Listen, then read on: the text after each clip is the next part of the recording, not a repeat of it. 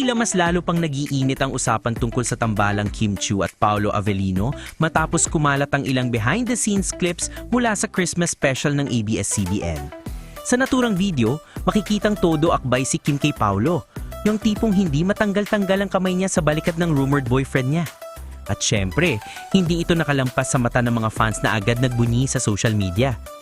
Marami ang nagsabi na iba raw ang body language ni Kim ngayon. Mas clingy, mas malapit, at parang mas kampante kay Paolo.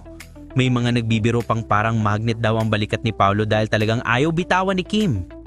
Pero ang mas nakaantigay ang spekulasyon ng fans.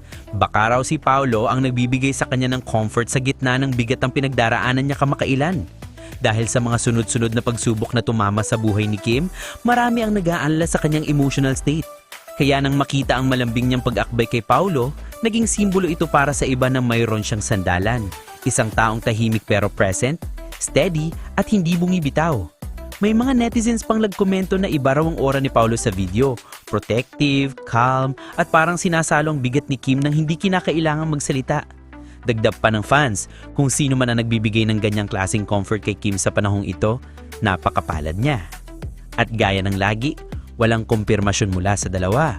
Pero sa mundo ng mga Kim Pao fans, sapat na ang isang simpleng akbay para magbigay ng kilig at pag-asa na baka lang, may nagbibigay ng comfort kay Kim ngayon.